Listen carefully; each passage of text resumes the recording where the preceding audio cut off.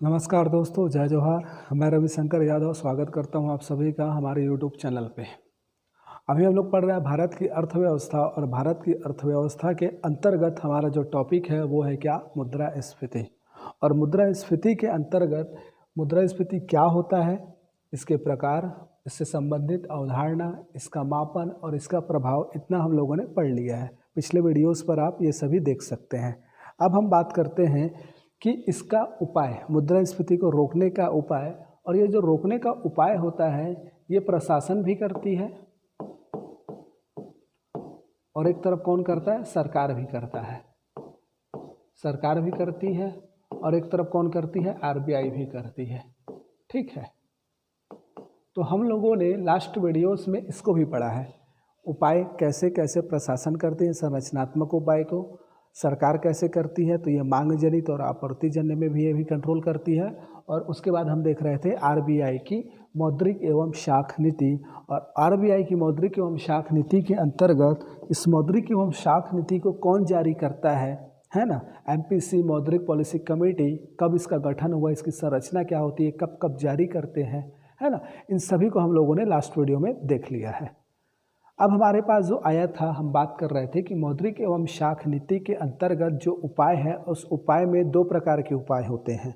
एक होता है आपका क्या, मौद्रिक एवं शाख नीति के तहत जो उपाय अपनाए जाते हैं, उस उपाय में दो प्रकार के उपाय होते हैं। एक होता है आपका क्या, संरचनात्मक उपाय, संरचनात्मक, और दूसरा जो हमारा होता है उसको क्या बोल दिया जाता है, गुणात्मक उपाय। ठीक, और इस संरचनात्मक उपाय के अंतर्गत ही आपका CRR, SLR, बैंक रेट, और क्या, मार्जिनल LAF, उसके बाद सीमांत स्थायी सुविधा, marginal standing facility, open market system, ये सभी आते हैं। ठीक है, तो liquidity adjustment facility, MSF, OMS, BR, ठीक, इतने आते हैं। ठीक, लास्ट क्लास में सब बात किया था, इसको क्या क्या बोल दिया जाता है, किसको रिजर्व, इन दोनों को रिजर्व रेशियो बोला जाता है, बाकी को पॉलिसी रेट बोला जाता है। इस पे भी हमने बात किया था। ठीक, अब हम लोग समझते हैं कि एक एक करके ये है क्या। ठीक, लेकिन इससे पहले मैं आप लोग को कुछ दूसरा चीज़ बताना चाहता हूँ, उसको पहले आप समझ लो, इस वर्ड से परिचित हो जाओ, सिक्योरिटीज, सिक्योरिटी, या इसी को बोलते हैं क्या, प्रतिभूति। प्रतिभूति ये होता क्या है, क्योंकि ये वर्ड ना यहाँ पर यूज़ होगा, याद रखिएगा। ये जो प्रतिभूति होता है, एक तरफ ये सरकार, एक ये होता क्या है, तो सरकार का वादा पत्र होता है, सरकार का एक वादा पत्र, वादा पत्र होता है जिस पर एक मूल्य अंकित होता है, मूल्य अंकित होता है, जिसे उसका फेस वैल्यू कहा जाता है, फेस वैल्यू कहा जाता है। तो सिक्योरिटी होता क्या है, प्रतिभूति होता क्या है, तो मैं क्या बोल रहा हूँ, ये एक्चुअल में होता क्या है, तो गवर्नमेंट का एक वादा पत्र होता है। ठीक है, गवर्नमेंट का क्या है, वादा पत्र होता है, जिस पर एक मौद्रिक मूल्य अंकित होती है, जिसको क्या बोल दिया जाता है, फेस वैल्यू। ठीक, तो सरकार क्या करता है, इसको जब सरकार को मान लो तत्काल में पैसे की आवश्यकता होती है, ठीक है, तो सरकार क्या करती है, इस सिक्योरिटीज़ को सरकार क्या करती है, जारी करती है। सरकार को अगर पैसे की आवश्यकता है तो सरकार क्या करेगी, सरकार जारी कर देगी क्या, प्रतिभूति, प्रतिभूति जारी करेगी। और इस प्रतिभूति को फिर दे किसको देगी, आरबीआई को, और आरबीआई इसको किसको बेचेगी, बेच देगी किसको, कॉमर्शियल बैंक को या अदर फाइनेंशियल इंस्टीट्यूट को, अन्य वित्तीय संस्थानों को, और इसको बेचेगी। फिर यहाँ से जो पैसा मिलेगा, इस पैसे को आरबीआई फिर किसको दे देगी, सरकार को। ठीक है, यही है कॉन्सेप्ट और कुछ नहीं। तो मैं क्या बोला, ये सरकार का एक वादा पत्र है जिस पर एक मूल्य अंकित होता है, जिसे फेस वैल्यू कहते हैं। ठीक, इसको जारी कौन करता है, तो जारी कौन कर रही है, सरकार। इसको क्या करती है, सिक्योरिटी को सरकार जारी करती है ना। जारी कौन कर रहा है, सरकार जारी कर रहा है। तो जब जब सरकार को ऋण की आवश्यकता होती है, सरकार इसको क्या करती है, जारी करती है। और सरकार जारी करके इसको किसको दे देती है, आरबीआई को दे देती है। और आरबीआई क्या करता है, इसको कमर्शियल बैंक और अन्य वित्तीय संस्थानों को बेचता है और बेचने के बदले जो पैसा उसको प्राप्त होता है उस पैसे को क्या कर देता है, सरकार को दे देता है। फिर से समझना दूसरे पॉइंट ऑफ व्यू से इसको। मैं क्या बोला, यदि सरकार को जस्ट एग्जाम्पल मानो, ठीक है, एज एग्जाम्पल सरकार को चाहिए मान लो 10,000 रुपये ऋण, मान ले एग्जाम्पल मान रहे हैं ना, 10,000 रुपये ऋण चाहिए, तो सरकार क्या करेगी, 100 रुपये के एक जो प्रतिभूति है वो 100 रुपये का है, तो 100 रुपये के कितने प्रतिभूति जारी करेगी, तो 10,000 हो जाएगा 100, तो 100 रुपये का क्या करेगी, 100 सिक्योरिटीज़, 100 सिक्योरिटी क्या कर दी, जारी कर दी। और ये 100 सिक्योरिटीज़ को किसको दे दी, आरबीआई को दे दी। अब आरबीआई इसको क्या करेगा, मान लो एसबीआई को बेच रहा है, एसबीआई को बेच रहा है, ठीक, और एसबीआई इसको खरीद लिया, एसबीआई ने क्या किया, इसको खरीद लिया, और एसबीआई ने इसको खरीद लिया और बदले में एसबीआई ने क्या किया, इसको आरबीआई को 10,000 रुपये दे दिया। और फिर ये 10,000 रुपये एसबीआई ने किसको दे दिया, गवर्नमेंट को दे दिया। बात समझ रहे हो, ऐसे ये प्रोसेस चलता है। तो सरकार को 10,000 रुपये ऋण की आवश्यकता थी, सरकार ने क्या किया, 100 रुपये एक का, एक प्रतिभूति 100 रुपये का, तो 100 प्रतिभूति जारी कर दिया और इस 100 प्रतिभूति को आरबीआई ने ले लिया और आरबीआई ने क्या किया, इसको वित्तीय संस्थानों को या बैंकों को, ठीक है, इसको बेच दिया और उनसे पैसा प्राप्त करके फिर से सरकार को दे दिया। मतलब ये कि इस प्रतिभूति को खरीदने और बेचने का कार्य सरकार की ओर से आरबीआई करती है। याद रखिएगा, प्रतिभूति को खरीदने और बेचने का कार्य, खरीदने और बेचने का कार्य कौन करता है, सरकार की ओर से आरबीआई करती है। सरकार की ओर से करती कौन है, तो आरबीआई करती है। आप लोग लिख लीजिएगा इसको, है ना, मैं लिख नहीं रहा हूँ आगे। मैं क्या बोला, प्रतिभूतियों को खरीदने और बेचने का कार्य सरकार की ओर से आरबीआई करती है। ठीक, बात समझ में आया। अब एक बात समझो भाई, एसबीआई ने इस प्रतिभूति को खरीद के अपने पास रख लिया है, तो एसबीआई को मिल क्या रहा है, एसबीआई को क्या मिल रहा है, ठीक है, इसको याद रखिएगा। पहला पॉइंट यहाँ से निकल के आ रहा है ना कि भाई एसबीआई अगर इस प्रतिभूति को खरीद रही है तो इस प्रतिभूति में एसबीआई को मिल क्या रहा है, तो क्या मिल रहा है एसबीआई को, इसमें एसबीआई खरीद रही है तो एसबीआई को कुछ फ़ायदा होना चाहिए ना। तो याद रखिएगा, इसमें 2 पॉइंट और जानना है आपको। जब ये जो सिक्योरिटीज़ है, ये सिक्योरिटीज़ गवर्नमेंट के बाद ये आती है आरबीआई के पास, तो आरबीआई के पास इसको बेचने के 2 ऑप्शन होते हैं, 2 ऑप्शन होते हैं। मैं क्या बोला, या तो ये जो फेस वैल्यू है, फेस वैल्यू पर बेचती है, फेस वैल्यू पर बेचती है, या फिर फेस वैल्यू से छूट पर बेचती है, फेस वैल्यू से छूट पर। समझना क्या बोल रहा हूँ, या तो क्या करती है, फेस वैल्यू पर बेचती है या फेस वैल्यू से छूट पर। ठीक, मान लो ये 100 रुपीज़ का सिक्योरिटीज़ है, 100 रुपीज़ का सिक्योरिटीज़ है, तो इस 100 रुपीज़ के सिक्योरिटीज़ को आरबीआई को बेचना है 100 रुपये के प्रतिभूति को, तो या तो 100 रुपीज़ पर ही बेचेगी फेस वैल्यू पर, या फिर क्या करेगी, 100 रुपीज़ से कम पे बोल सकती है कि मैं इसको 99 रुपये पे बेच रहा हूँ। तो सामने खरीदने वाला इसको क्या करेगा, या तो फेस वैल्यू पर खरीदेगा एसबीआई, या फिर क्या करेगा, उसको छूट पर खरीदेगा। तो मैं क्या बोला, बेचने के 2 तरीके हैं, एक फेस वैल्यू पर ही। देखो प्रतिभूति मीन्स क्या ना, स्टाम्प पेपर देखे हो ना, वैसे ही टाइप का एक पेपर होता है, ठीक है, क्योंकि वो सरकार जारी करती है इसलिए उसको सरकार का वादा पत्र कहते हैं। और जो भी उसको खरीदता है एक निश्चित समय के बाद उसको फिर से वापस सरकार वापस ले लेती है, खरीद लेती है, वापस मांग लेती है और फिर से उसको पैसा दे देती है। मतलब ऋण लेती है सरकार और जब सरकार के पास पैसा आ जाता है तो उसको वापस कर देती है, और वो भी फिक्स टाइम के लिए होता है। टाइम ड्यूरेशन में भी बताऊंगा, ऐसा नहीं कि एक बार ले लिया फिर पड़ा है बैंक के पास, तो नहीं, ऐसा नहीं, एक फिक्स टाइम के लिए जारी होता है, निर्धारित होता है। तो फेस वैल्यू पर अगर बेचा जाता है तो यहाँ पर खरीदने वाले को ब्याज दिया जाता है।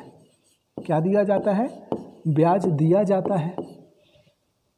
अगर फेस वैल्यू पर ही बेचा गया है उसको, तो जब वापस लिया जाएगा तो उसको ब्याज दिया जाएगा उसके साथ, ठीक है। तो फेस वैल्यू पर बेचने पर क्या दिया जाता है, ब्याज दिया जाता है। दूसरी तरफ अगर छूट पर बेचते हैं, छूट पर बेचते हैं तो वापस के समय क्या किया जाता है, फेस वैल्यू पर खरीदा जाता है। तो वापसी के समय फेस वैल्यू पर खरीदा जाता है, याद रखिएगा, वापसी के समय फेस वैल्यू पर खरीदा जाता है। इट मीन्स क्या कि मान लो 100 रुपीज़ का बॉन्ड है, इसको 99 रुपया में SBI ने खरीदा, SBI ने इसके बदले कितने दिया, 99 रुपया। और जब पुनः जब RBI SBI से उसको वापस मांगेगी, जब परिपक्वता की अवधि आ जाएगी, जितने दिन के लिए SBI लिया था वो दिन समाप्त हो जाएगा, तब RBI SBI को 100 रुपया देगी, ना कि 99 रुपया। इसी को मैं बोल रहा हूँ कि 100 रुपया का को हम छूट पे बेचे, कितने में, 99 में बेच दिया, और जब वापसी का समय आएगा तो उसको 99 रुपया नहीं 100 रुपया मिलेगा SBI को उसके बदले। तो या तो ब्याज के रूप में लाभ प्राप्त हो जाता है या छूट के रूप में लाभ प्राप्त हो जाता है। तो ये होता है क्या, गवर्नमेंट सिक्योरिटी, ठीक है, सिक्योरिटीज, इसे बोला जाता है गवर्नमेंट प्रतिभूतियाँ। अब ये प्रतिभूति जो है ना, इस प्रतिभूति को दो नाम दे दिया जाता है, दो प्रकार में बांट दिया जाता है इस प्रतिभूति को। क्या बोल दिया जाता है, एक प्रतिभूति को बोल दिया जाता है बिल, और इसी को बोल दिया जाता है बॉन्ड। तो कब इसको बॉन्ड बोला जाता है, कब इसको बिल बोला जाता है, तो यहाँ पर आता है अवधि 365 डेज का। इसी के आधार पे क्या करते हैं, उसको डिफरेंस किया जाता है। तो याद रखिएगा, ये जो 365 डेज है, 365 डेज तक, या इसको ऐसे हम लिखते हैं 365 परिपक्वता की अवधि, परिपक्वता की अवधि मतलब भाई जब इसको खरीदे हो, SBI ने खरीदा, तो कितने दिन के बाद उसको वापस कर रहा है, उसी के आधार पर इसको दो प्रकार में डिवाइड किया जाता है। एक को बोल दिया जाता है बिल और दूसरे को क्या बोला जाता है, बॉन्ड। तो परिपक्वता की अवधि पर यदि यह सिक्योरिटीज़ की परिपक्वता की अवधि 365 डेज तक है, तक, या फिर इसकी अवधि क्या है, 365 डेज से अधिक का है, तो 365 डेज तक होता है या इससे कम का होता है, तक या इससे कम भी हो सकता है ना। जैसे कि 91, 182 और 365 दिनों के लिए जारी होता है ये, तो याद रखिएगा। तब उसको क्या बोल दिया जाता है, बिल बोला जाता है सिक्योरिटीज़ को। और जब इसी को क्या किया जाता है, 365 दिनों से अधिक के लिए बेचा जाता है, तब उसको क्या बोल दिया जाता है, बॉन्ड बोल दिया जाता है। अब इसका मैं फिर से एक डिवाइड कर देता हूँ। यदि इसको क्या किया जाए, छूट पर बेचा जाए, और यदि इसको ब्याज पर बेचा जाए, तो छूट पर बेचा जाता है तो जीरो कूपन बॉन्ड बोल देते हैं। क्या बोल देते हैं, जीरो कूपन बॉन्ड। और यदि इसको ब्याज पर बोला जाए तो गिल्ट एज बॉन्ड बोल देते हैं, गिल्ट एज बॉन्ड, याद रखिएगा। इसको यहाँ पर बताना जरूरी था, मतलब मेन प्रतिभूति से आप इसको परिचित होना है। यहाँ पर प्रतिभूति शब्द है क्या, तो क्या बोल दिया जाता है, गिल्ट ADGEDH बॉन्ड बोला जाता है। इसी प्रकार जब बिल को भी दो प्रकार में बेच दिया जाएगा, मैं बताया हूँ ना, लाभ कमाना है भाई, खरीदने वाले को भी तो लाभ होना चाहिए, या तो छूट पर या ब्याज पर, है ना। तो इसको क्या बोल दिया जाता है, एक को बोला जाता है ट्रेजरी बिल, जब छूट पे बेचते हैं तो क्या बोला जाता है, TREASU ट्रेजरी, ट्रेजरी बिल। जब उसको छूट पर बेचा जाता है तब उसको क्या बोल दिया जाता है, ट्रेजरी बिल। हमको ये ना ब्याज वाला पे माइंड क्लिक नहीं कर रहा है अभी, ठीक है, सडनली अभी होता है, कई बार निकल गया, कोई बात नहीं, इसको हम बता देंगे, ठीक है, डोंट वरी। तो एक होता है ट्रेजरी बिल, ये आएगा भी आपका, कहाँ आएगा पूरा, जब हम लोग कैपिटल मार्केट, मनी मार्केट पढ़ेंगे वहाँ फिर से आएगा ये। तो अभी मैं आपको सिर्फ प्रतिभूति शब्द से परिचित कराने के लिए इतना बता रहा हूँ, क्योंकि ये प्रतिभूति शब्द जो है ये हमारा निकल कर आएगा क्या, जब अभी हम लोग पढ़ेंगे ये पूरा उपाय, मौद्रिक एवं शाख नीति, ठीक है, तो याद रखिएगा यहाँ पर मैं क्या बोला, ये जो सिक्योरिटी शब्द है क्या होता है, सरकार का एक वादा पत्र होता है जिस पर एक मूल्य अंकित होता है जिसे फेस वैल्यू कहा जाता है ना। इस प्रतिभूति को खरीदने और बेचने का कार्य कौन करती है, सरकार की ओर से आरबीआई करती है। जब जब सरकार को तत्कालिक आवश्यकताओं के लिए पूंजी की आवश्यकता होती है तब सरकार क्या करती है, प्रतिभूति जारी करती है। ठीक, उसके बाद मैं क्या बोला, इस प्रतिभूति को परिपक्वता की अवधि के आधार पर दो प्रकार का बोला जाता है, एक को बिल बोल दिया जाता है, दूसरे को बॉन्ड बोल दिया जाता है। तो परिपक्वता की अवधि अगर 365 दिन तक के लिए या उससे कम के लिए जारी हुआ है तब उसको क्या बोल दिया जाता है, बिल। और यदि इसकी परिपक्वता की अवधि 365 दिनों से अधिक के लिए है तब उसको क्या बोल दिया जाता है, बॉन्ड। यदि इस बॉन्ड को छूट पे बेचा जाए तब जीरो कूपन बॉन्ड, और यदि इस बॉन्ड को ब्याज पर बेचा जाए तब गिल्टेज बॉन्ड। यदि इसको छूट पर बेचा जाए बिल को तब ट्रेजरी बिल, और यदि इसको ब्याज पर बेचा जाए तो ठीक है बताएंगे ना, उतर गया कोई बात नहीं। चलिए, तो याद रखिएगा ये प्रतिभूति शब्द होता क्या है, आप लोग कमेंट करके देखिएगा, मिल जाएगा आसानी से डालिएगा। तो ट्रेजरी बिल,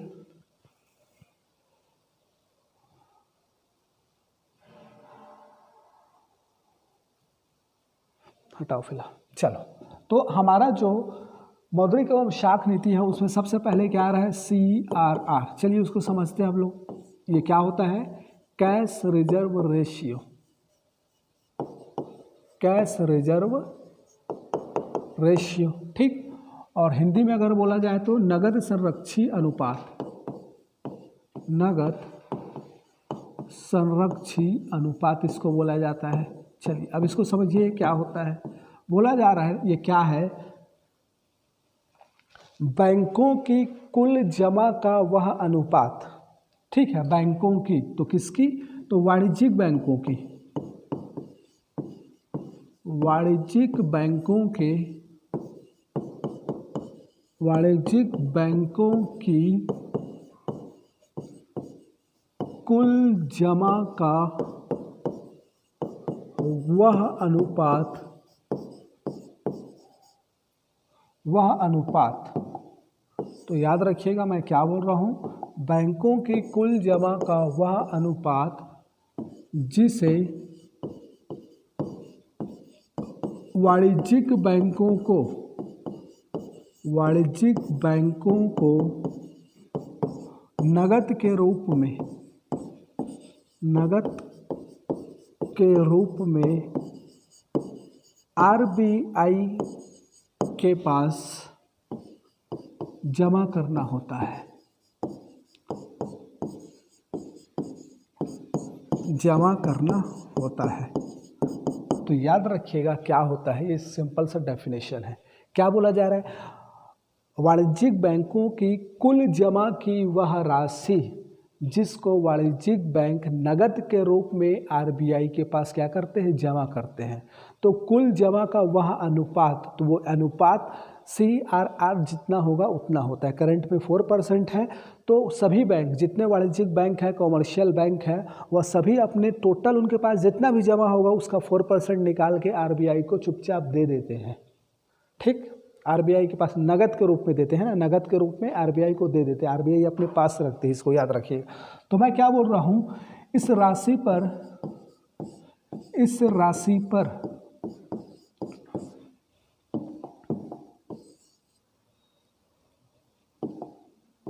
इस राशि पर आरबीआई कॉमर्शियल बैंक को ब्याज नहीं देती।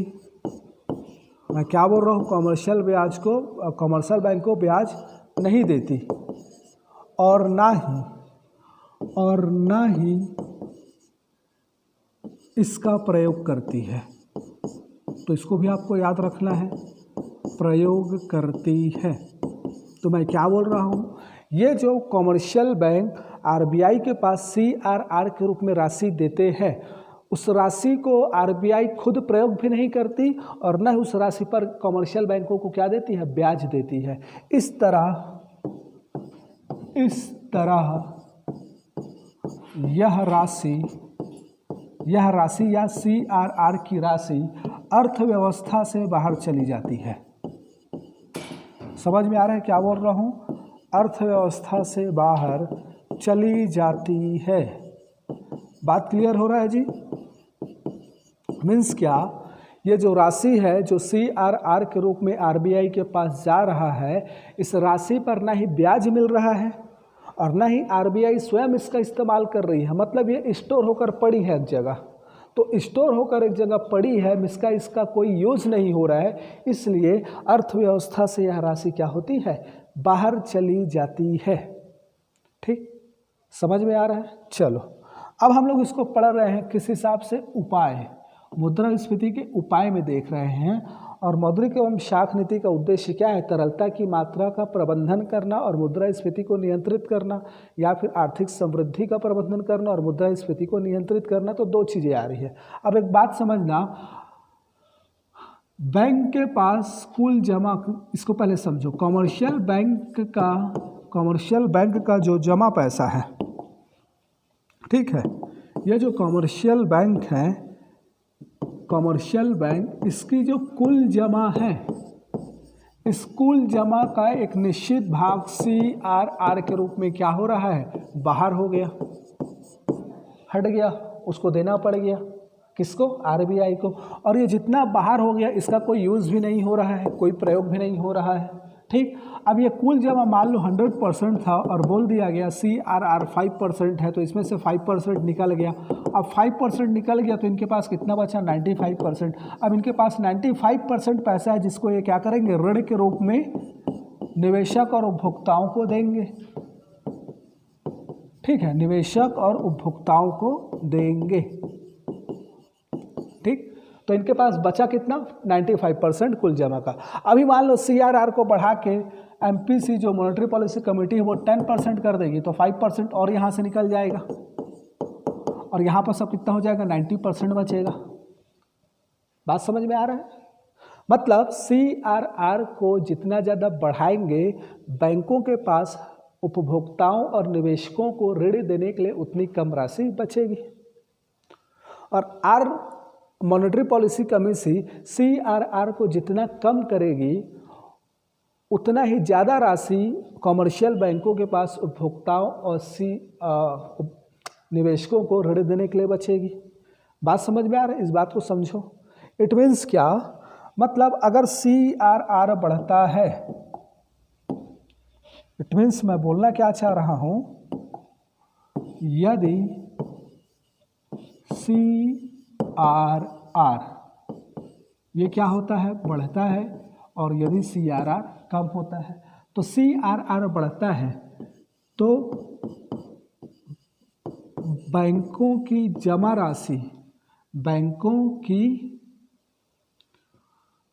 ऐसा नहीं, यदि CRR बढ़ता है तो कॉमर्शियल बैंकों के पास ऋण देने के लिए जो राशि है, ऋण देने की राशि की मात्रा में क्या आती है, अगर ये बढ़ेगा तो कमी आती है। इसी प्रकार यदि CRR कम होता है तो कमर्शियल बैंकों के पास ऋण देने की राशि की मात्रा में क्या आती है, राशि की मात्रा में वृद्धि होती है। अभी इस चीज़ को मैं यहाँ पर समझाया आपको, बोला ना भाई कि CRR को यदि 5% कर देंगे तो 95% है उसके पास। अगर CRR को बढ़ाकर 20% कर दिए, बढ़ा के 20% कर दिए तो उनके पास क्या बचेगा, पहले जो 95% था वो 80% सर बचेगा। मतलब ऋण देने के लिए जो राशि है उसकी मात्रा में कमी हो जाएगी। और उसी को मान लो यदि CRR 20% है, उसको कम करके 5% कर दिए, CRR को कम कर दिए, तो कम कर दिए तो पहले 80% पैसा था उनको ऋण देने के लिए निवेशक एवं उपभोक्ताओं को, अब वो बढ़कर कितना हो जाएगा, 95%। ठीक, बात समझे? अब इसी का एक स्टेप और आगे, यदि ऋण की मात्रा पैसा कम होगी तो अर्थव्यवस्था में तरलता कम पहुँचेगी।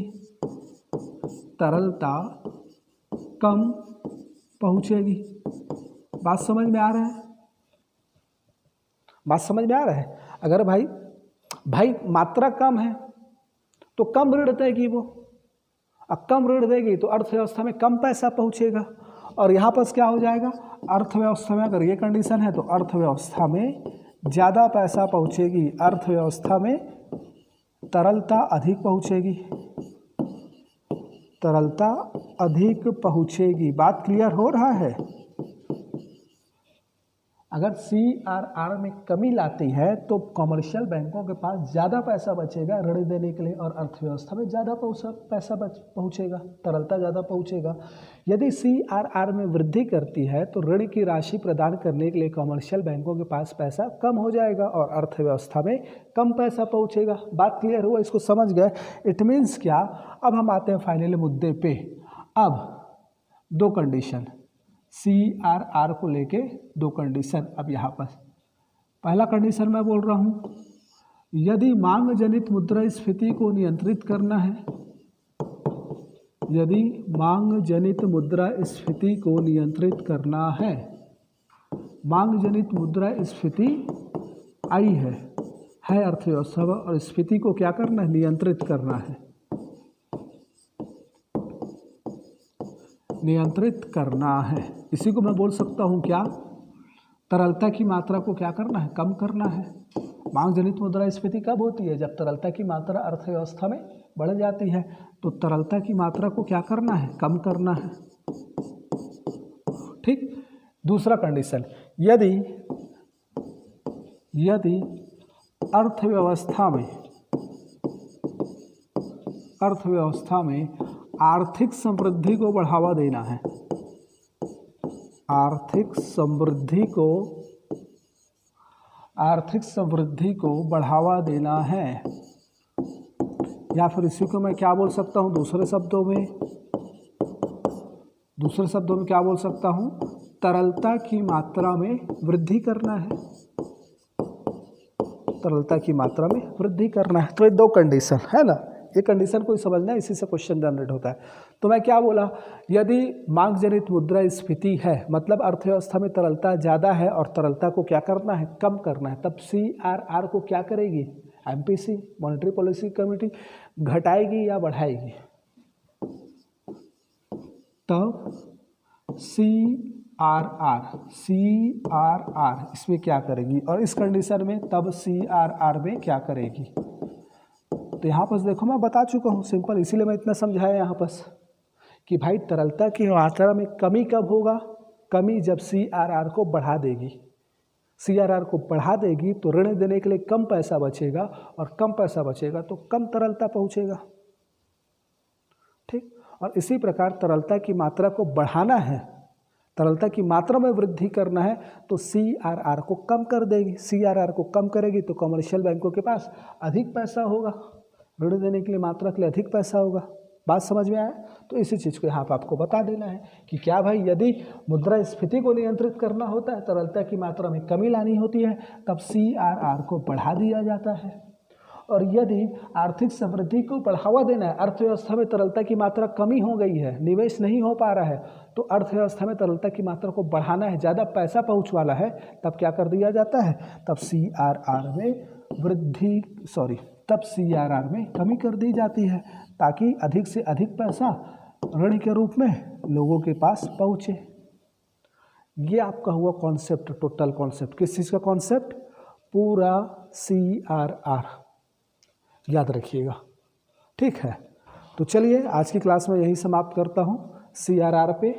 अभी जो बच गया SLR, इन सभी की बात हम लोग नेक्स्ट वीडियो पे करेंगे। वीडियो लंबा हो जाएगा करके ना, मैं ज़्यादा लंबा नहीं ले रहा हूँ, ठीक है, और कोई बात नहीं है।